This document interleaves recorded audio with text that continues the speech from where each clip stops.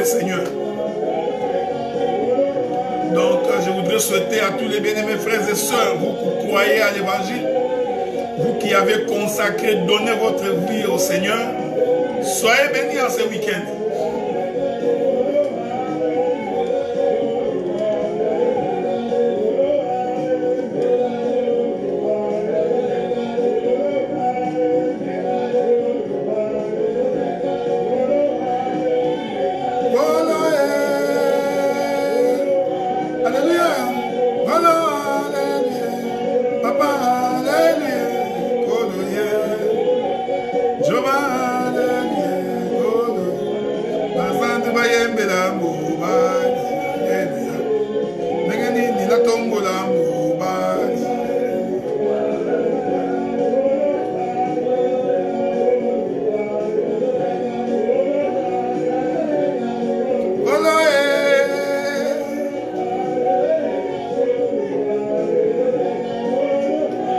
Gloire soit rendue au Seigneur.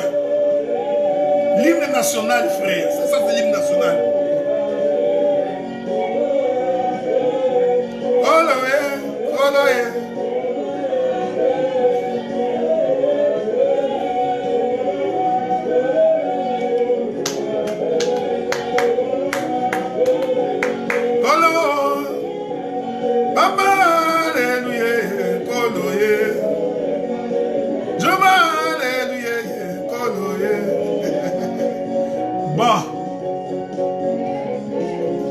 Voilà, bien-aimés dans les seigneurs, nous sommes dans la joie.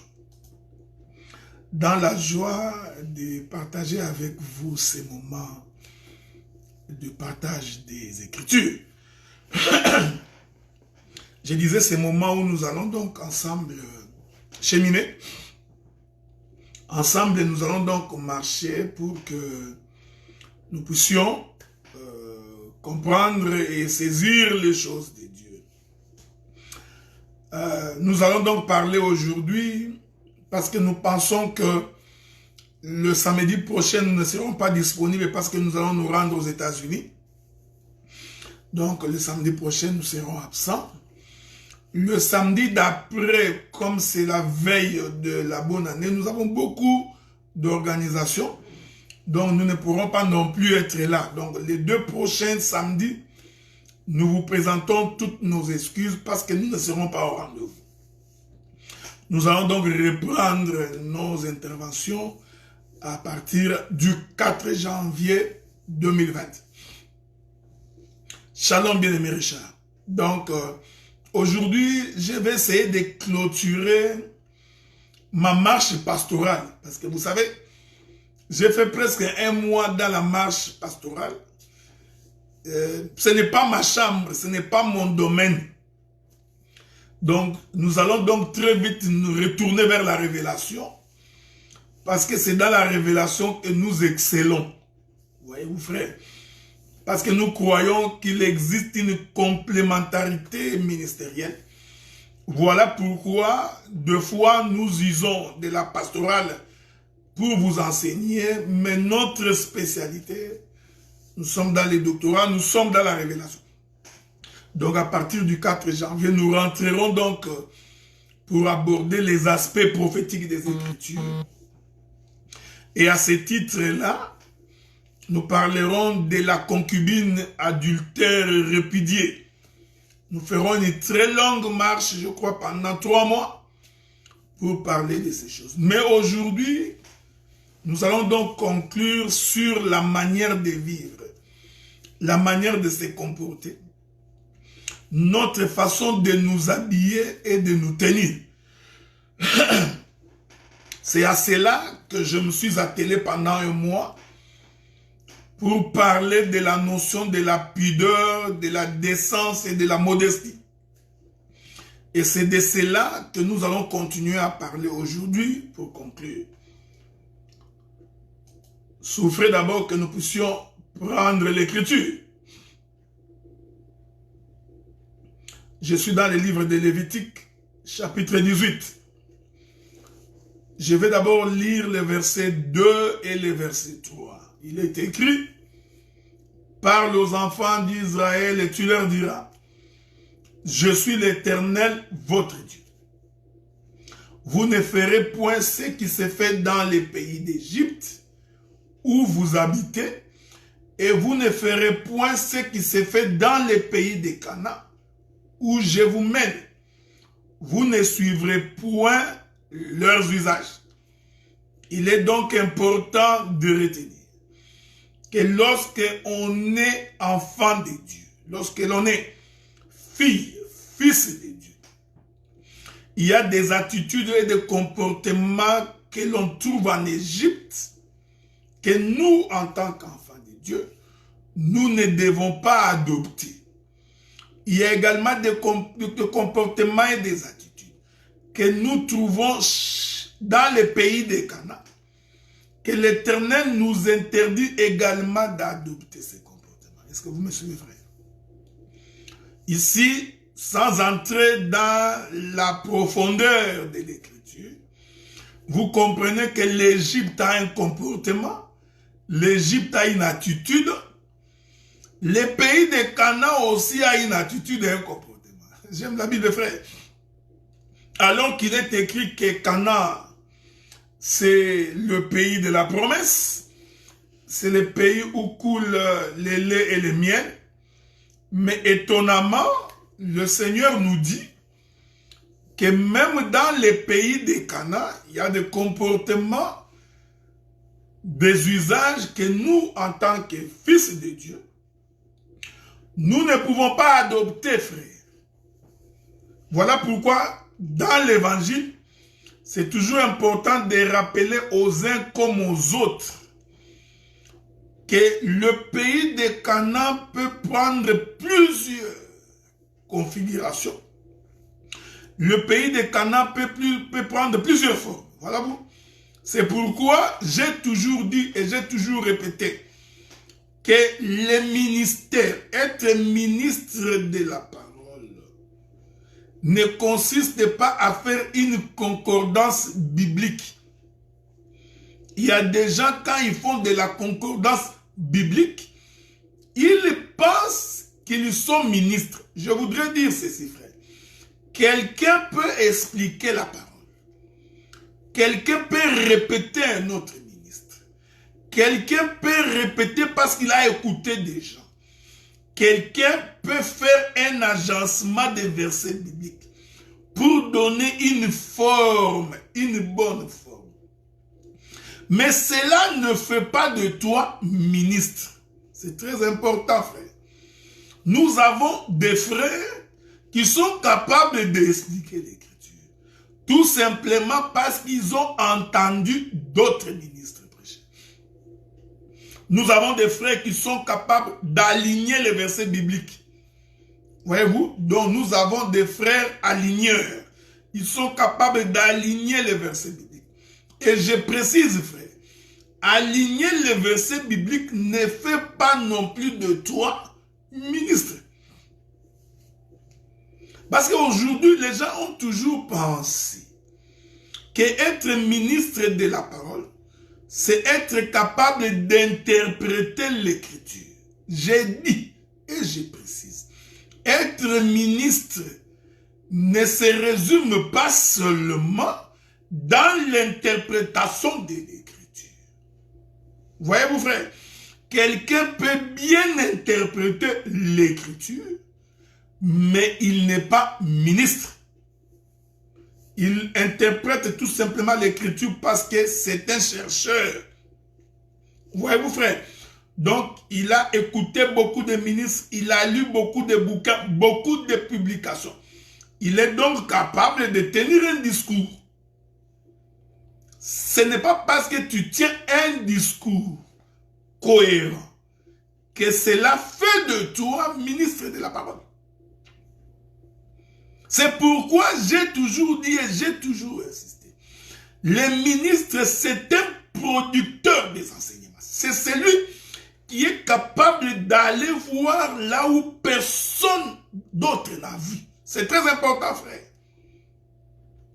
C'est quelqu'un de spirituel qui est connecté à Dieu, qui a la capacité de comprendre les choses de Dieu, et de faire ressortir ce qui n'est pas visible. C'est pourquoi j'ai toujours dit, quelqu'un qui prend des versets aussi clairs et qui répète les versets clairs, noir sur blanc, cela ne veut pas dire que tu es en train d'interpréter l'écriture. Voilà pourquoi je vous dis, remarquez frère, Israël est en train de quitter le pays d'Égypte. Pendant qu'il quitte le pays d'Égypte, Dieu lui dit, vous ne ferez point ce que vous avez vu les Égyptiens faire. Dans l'entretemps, Dieu est en train d'amener Israël dans le pays de Canaan. Or, il est attesté que le pays de Canaan, c'est le pays de la promesse. C'est le pays où coule le lait et le miel. Étonnamment, Dieu leur dit, même quand vous arriverez à Canaan, n'adoptez point les comportements, les usages des habitants de Canaan. Ici, maintenant vous comprenez que Égypte égale à Canaan. C'est pourquoi le ministre de la parole, il est capable d'expliquer pourquoi ici Égypte égale Canaan. Voyez-vous frère, mais tellement que tu as l'enseignement que Canaan c'est la parole, on t'a interprété que Canaan c'est la parole. Tu vois, Canaan c'est le pays de Dieu. Canaan, une fois que tu as cru au Seigneur, tu es dans Canaan. Voici la définition que tu as de Canaan. Maintenant, quand nous nous déplaçons, parce que nous déplaçons le soleil, pour que l'ombre également se déplace de quelques degrés, toi, comme tu n'es pas ministre, tu auras des difficultés pour saisir. Tu auras des difficultés pour comprendre. Vous voyez, frère? Donc, les ministères, je reprends, ce n'est pas répéter. Je ne dis pas que répéter, c'est mauvais. Non. Là encore, je précise que répéter ne veut pas dire, comme on avait dit A, toi aussi tu dois dire A. Ce n'est pas ça répéter. Vous comprenez, frère? Ça, c'est comprendre et répéter en français. Donc, l'Éternel Dieu dit, j'aime ça, frère. Il dit, vous ne ferez point ce que vous voyez les Égyptiens faire. Même quand vous arriverez à Canaan, le pays où je vous mène, là-bas aussi, vous ne ferez point ce que les Cananéens font. Donc nous comprenons que les comportements des Égyptiens sont identiques au comportement des Cananéens. Voilà pourquoi j'ai insisté dans mes précédentes interventions que l'homme de Dieu, fils de Dieu, doit tenir compte de la manière dont il s'habille. J'ai donc fait appel à plusieurs écritures pour dire que c'est une malédiction que l'enfant découvre la nudité de son père. Je suis ici dans la marche de l'église. Un homme de Dieu, une fille de Dieu, toi, une soeur, une maman dans la maison. Tu ne peux pas porter un petit cinglé devant tes enfants, devant tes fils et tes filles. Pire encore, nous trouvons des mamans s'habillant sans soutien. On peut voir les bouts de ses seins par ces garçons. Nous disons que c'est un manque de pudeur. Est-ce que vous me suivez, frère? C'est un manque de pudeur. Nous avons aujourd'hui des frères habillés en jogging. Vous savez que le jogging, c'est conçu avec un tissu léger. L'homme est habillé en jogging, ayant mal placé son pénis. Donc, le peuple, les jeunes filles comme les jeunes garçons, voient la forme de son corps. Pire encore, nous trouvons des prédicateurs qui montent du haut de la chair en jogging ou en pantalon ayant mal placé leurs parties intimes. Nous disons, ce sont des comportements des Égyptiens, ce sont des comportements des Cananéens. Est-ce que vous me suivez? C'est pourquoi les bien-aimés Paul et les bien-aimés Pierre insistent pour dire, dans notre manière de nous vêtir, il est vrai que Paul et Pierre faisaient allusion aux sœurs, que la femme soit vêtue d'une manière décente, avec pudeur et modestie. Donc, celui qui manque de pudeur, c'est un impudique. Or, je vous ai donné les versets la fois passée. Je vais lire ça. Donc, l'impudique, ce n'est pas seulement celui qui est en train de sortir avec des femmes. Okay? Laissez-moi vous lire ça. Il est écrit ceci. Laissez-moi vous trouver l'écriture avec la grâce du Seigneur. Souffrez, hein? Je vais vous trouver cette écriture-là. Ça va être mieux pour tout le monde. Voilà. Il est écrit. J'ai lu avec vous. Prenons d'abord les livres des...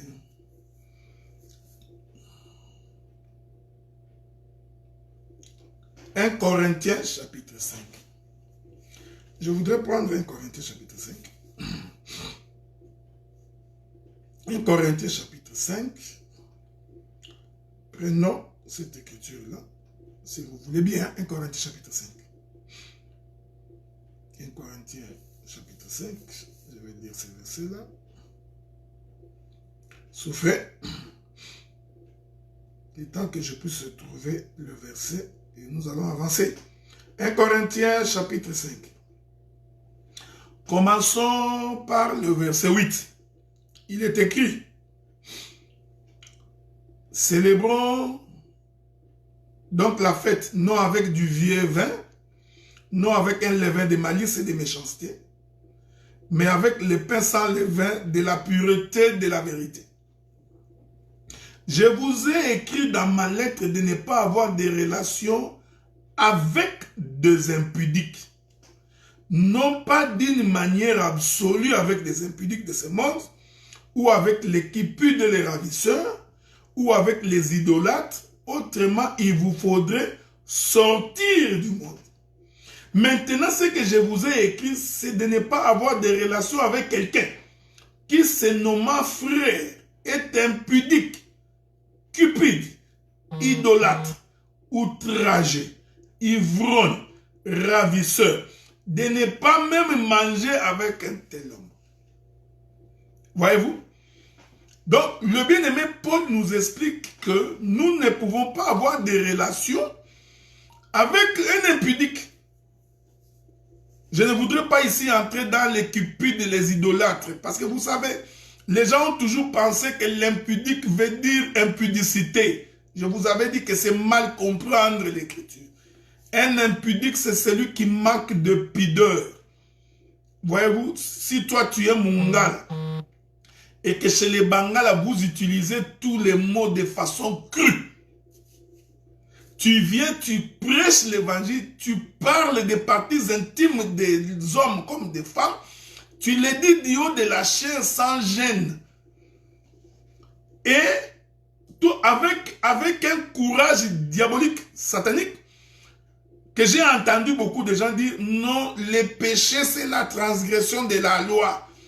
Lorsque je cite les parties intimes d'un homme comme d'une femme, ce n'est pas un péché. Non, tu es un impudique. Voyez-vous, frère? Donc, c'est un manque de pudeur. Un prédicateur ne peut pas se tenir du haut de la chair, nous parler des parties intimes des hommes comme des femmes, en citant les noms devant nos parents, devant nos enfants, devant nos femmes, devant nos grands frères et nos grandes sœurs, nos petites sœurs et nos grandes sœurs, du haut de la chair devant tout le monde, il cite les parties intimes des hommes comme des femmes. Nous disons, un homme comme ça, c'est un impudique. il ne peut pas hériter le royaume des cieux. Aujourd'hui, nous avons des églises, nous trouvons des prédicateurs qui donnent des cours de relations sexuelles devant tout le monde, frère. Il y en a même qui font de la pratique en prenant un homme et une femme pour faire des exercices sur la manière dont un homme et une femme doivent se comporter dans la chambre ou sur les lits. Des hommes comme ça, comprenez que ce sont des païens, ce sont des impudiques. Est-ce que vous comprenez? Donc, un impudique, c'est celui qui n'a pas de pudeur.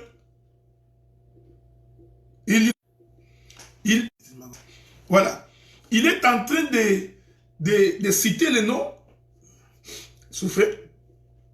Il est en train de citer les mots, les noms, sans tenir compte de l'auditoire. Des gens comme ça, nous disons, c'est un païen, il ne s'est jamais converti. Donc, ce n'est pas parce que toi, tu es un Mungala, ou tu es un Lokele, et que dans ta culture, dans ta coutume, vous citez, vous n'avez pas de retenue. Donc, tu viens, tu parles de n'importe quoi devant l'église, nous disons que tu es un impudique. Et la Bible nous interdit d'avoir des relations avec vous. Pas de façon absolue, mais tu n'es pas mon frère, tu n'es pas mon ami. Est-ce que vous comprenez?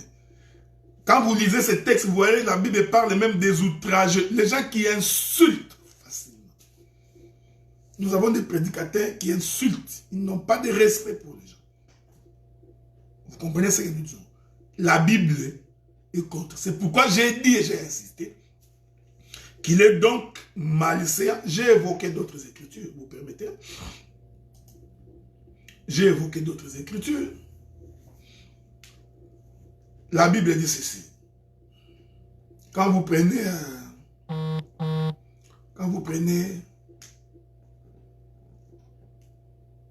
il y a une écriture dans les livres de 1 Timothée, chapitre 1er, le verset 10. Les impudiques, les infâmes, les voleurs d'hommes, les menteurs, les parjures et tout ce qui est contraire à la saine doctrine. Donc, un impudique, il n'est pas dans la saine doctrine. Et il ne peut pas hériter le royaume des cieux. Je vous ai ajouté notre écriture. Je vais vous la donner maintenant là. C'est toujours mieux d'avoir les écritures parce que ça nous permet de bien avancer. Je ne sais pas si je trouverai cette écriture là. Vous souffrez. Que dit la Bible là-dessus? Il est écrit 1 Corinthiens chapitre 14. Prenons 1 Corinthiens chapitre 14. 1 Corinthiens chapitre 14, il est écrit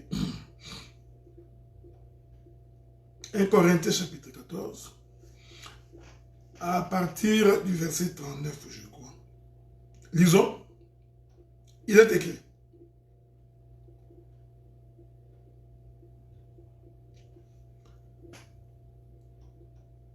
Je prends le verset 38. Et si quelqu'un l'ignore, qu'il l'ignore. Ainsi donc, frères, aspirez au don des prophéties et n'empêchez pas de parler en langue. Mais que tout se fasse avec bienséance et ordre. J'ai pris l'écriture. Là où Paul dit que tout se fasse avec bienséance.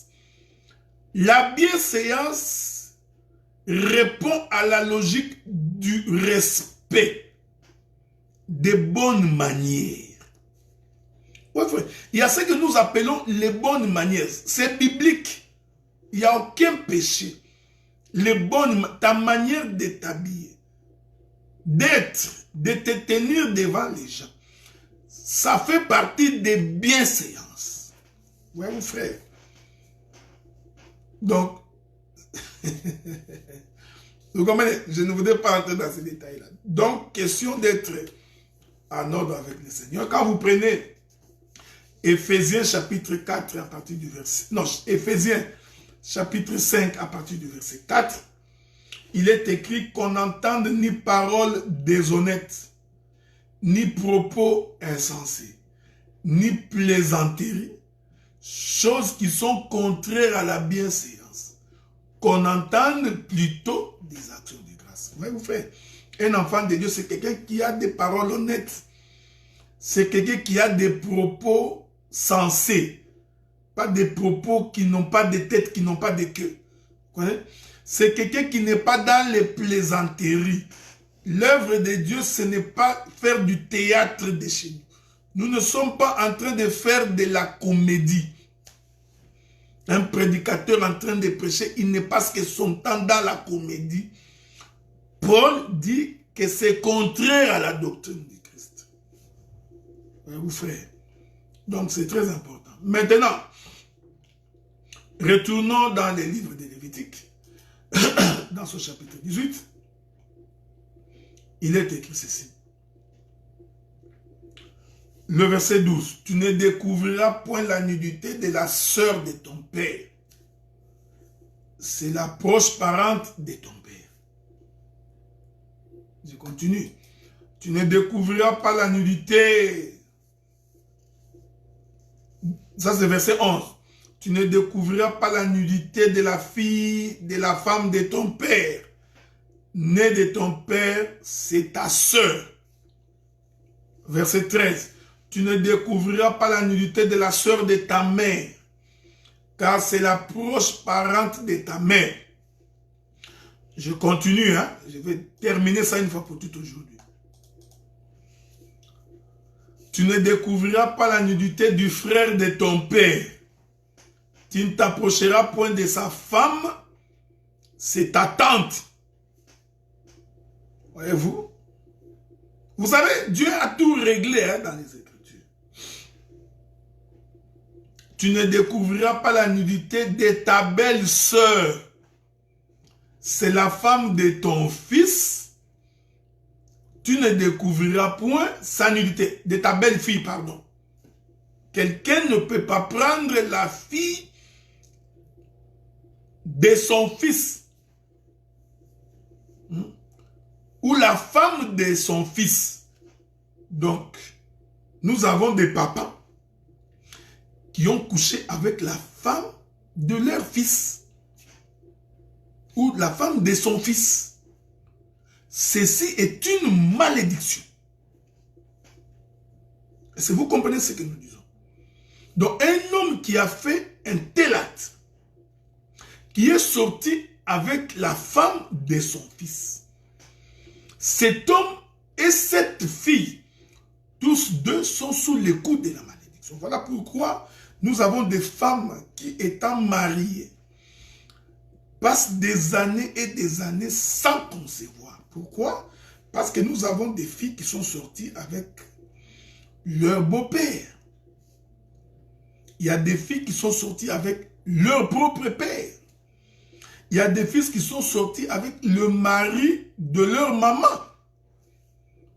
Et quand ces choses arrivent, quand ces choses se présentent, vous comprenez que vous êtes sous le coup de la malédiction. Voilà pourquoi, deux fois, vous avez des difficultés pour concevoir.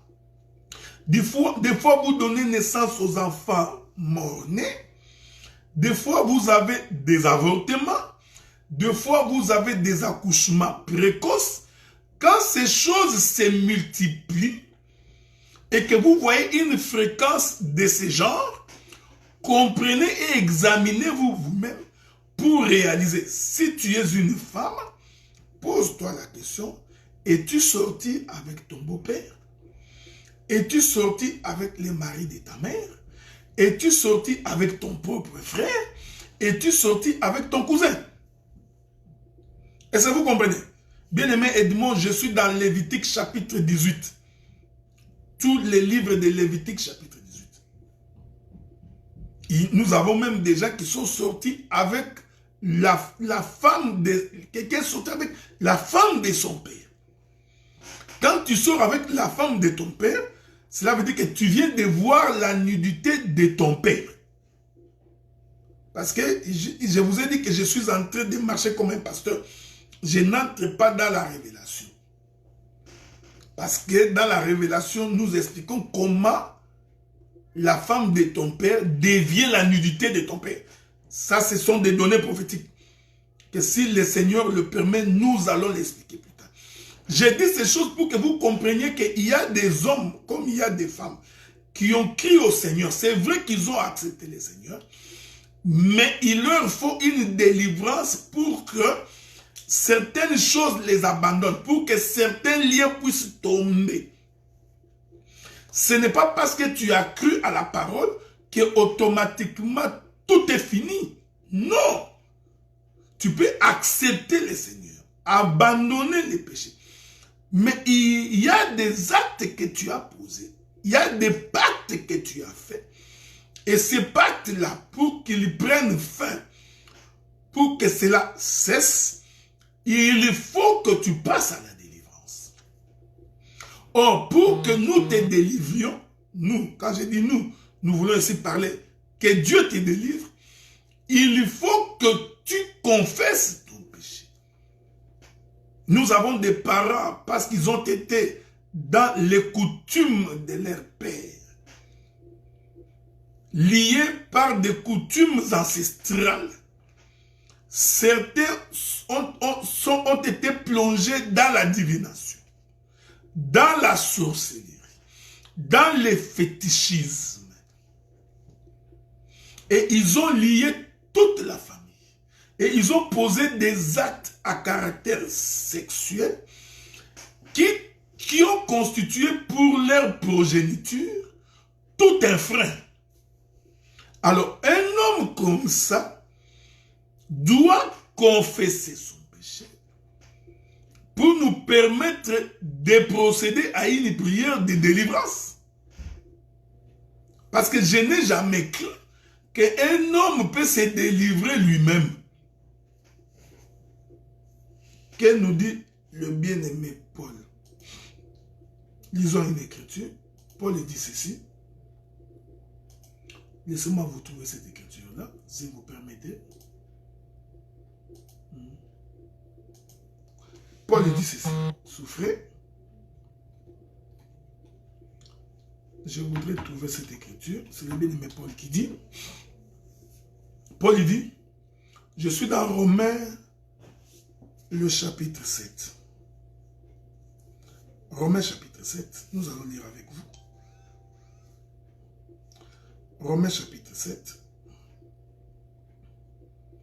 Romains chapitre 7.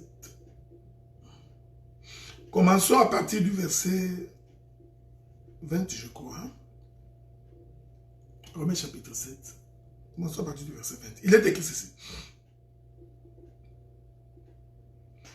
Je commence par le verset 19.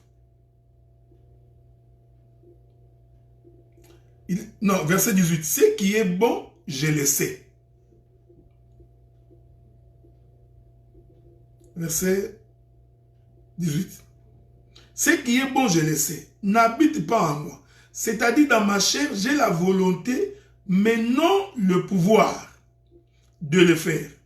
Car je ne fais pas le bien que je veux, et je fais le mal que je ne veux pas. Et si je fais ce que je ne veux pas, ce n'est plus moi qui le fais, c'est le péché qui habite en moi. Je trouve donc en moi cette loi. Quand je vais faire le bien, le mal m'attache. Le mal est attaché à moi. Car je prends plaisir à la loi de Dieu selon l'homme intérieur. Mais je vois dans mes membres une autre loi qui lutte contre la loi de mon entendement et qui me rend captif de la loi du péché qui est dans mes membres. J'aime le verset 24. Misérable que je suis, qui me délivrera du corps de cette mort? J'ai pris cette écriture pour démontrer que celui qui est sous l'emprise du mal, celui qui est possédé, qui est attaché, a besoin de quelqu'un pour le délivrer. Voilà pourquoi nous avons beaucoup de problèmes dans nos foyers. Nous avons beaucoup de problèmes dans nos églises. Pourquoi? Parce qu'il y a deux fois des actes que nous avons posés, que nous avions commis, et ces actes ont des répercussions sur notre vie jusqu'à aujourd'hui. Nous avons des frères, des sœurs qui ont couché avec leurs propres sœurs, leurs cousines, leurs cousins, et qui trouvent que maintenant que j'ai cru au Seigneur, ça passe. Mais ils viennent de se rendre compte plus tard que lorsqu'ils se sont mariés, beaucoup de choses ne marchaient pas. Est-ce que vous comprenez ce que nous disons, frère? Dieu a établi l'ordre dans la marche dans l'église. Je vais continuer l'écriture. Il est écrit, toujours Lévitique chapitre 18, verset 16. Tu ne découvriras point la nudité de la femme de ton frère. C'est ta belle-sœur, ok? Parce que c'est la nudité de ton frère. Ici, je vous ai dit que je ne suis pas en train d'enseigner. Parce que, vous savez, quand vous prenez une écriture, c'est là où beaucoup de gens n'ont jamais compris. La même écriture peut avoir une portée prophétique. La même écriture peut avoir une portée doctrinale. Et j'ai toujours été contre les gens qui disent la portée prophétique ne peut pas contredire la portée doctrinale. J'ai toujours été contre les gens qui disent comme ça parce que j'ai toujours compris que ces gens n'ont jamais compris l'essence des Écritures. Voici la portée doctrinale d'une Écriture que nous avons lue. Tu ne découvriras pas la nudité de la femme de ton fils. Voici une portée doctrinale. C'est un péché, c'est mauvais. Mais quand tu lis ta Bible, tu vas voir que Judas va donc prendre Tamar. Or, Tamar, c'était la femme de son fils. La portée doctrinale de cette écriture nous enseigne que c'est un péché que de coucher avec la femme de son fils. Mais la portée prophétique de cette écriture cache des mystères.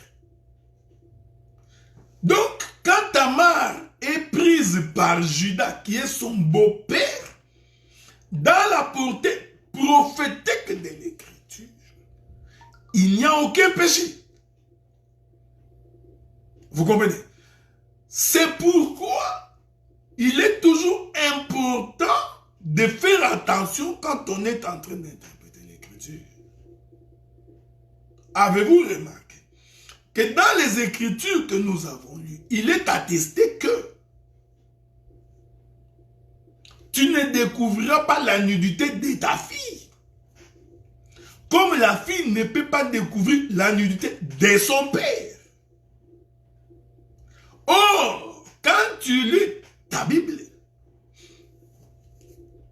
tu vas remarquer que Adam a donné naissance à Ève.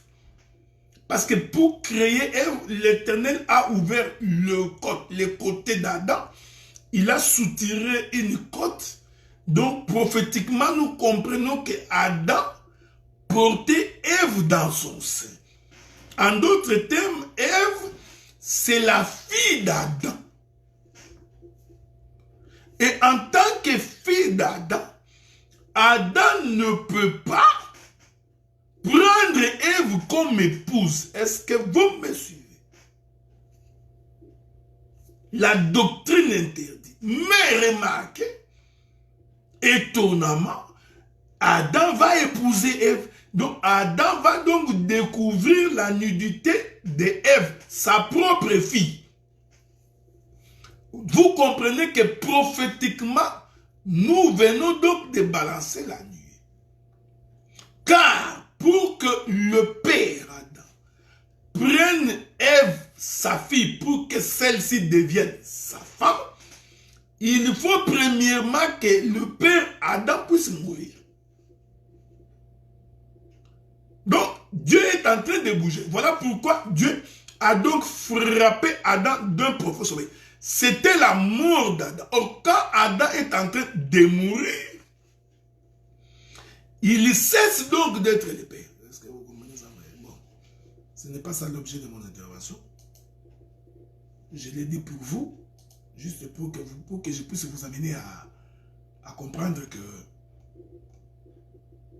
visiblement, il y a des choses qui dans la doctrine peuvent être contraires sur le plan prophétique, parce que les données prophétiques renseignent autre chose. Est-ce que vous comprenez cela, frère? Rentrons, avec votre permission, vers notre texte, parce que je vous ai dit que j'ai fait la pastorale pendant 1 mois, donc j'ai l'intention de retourner vers la révélation dès le mois de janvier. Donc, nous avons dans nos églises les gens qui ont véritablement besoin de la prière de délivrance. Et celui qui a besoin de la délivrance doit manifester le désir d'être délivré. Il faut que lui-même considère que la situation qu'il est en train de vivre, la position qu'il est en train d'occuper, n'est pas une bonne position. Par conséquent, il doit rechercher que les hommes de Dieu puissent prier pour lui afin qu'il soit véritablement délivré. Est-ce que vous me suivez? Voilà pourquoi ici, comme l'a dit mon bien-aimé, le frère Mehdi, qui a écrit, il faut donc chercher les hommes de Dieu pour que vous soyez délivrés. Donc, il y a certaines situations dans la vie des hommes, comme dans la vie des femmes, qui même quand nous prions, la chose ne peut pas être décantée tant qu'on n'est pas passé par la confession. Nous avons des couples. La femme a avorté plus d'une fois dans sa jeunesse. Et il s'est marié et il n'a plus d'enfant. C'est vrai qu'il a cru au Seigneur, mais il n'a jamais confessé ses avortements. Il n'a jamais confessé ses péchés. Il est vrai que Dieu peut te faire grâce de foi, tu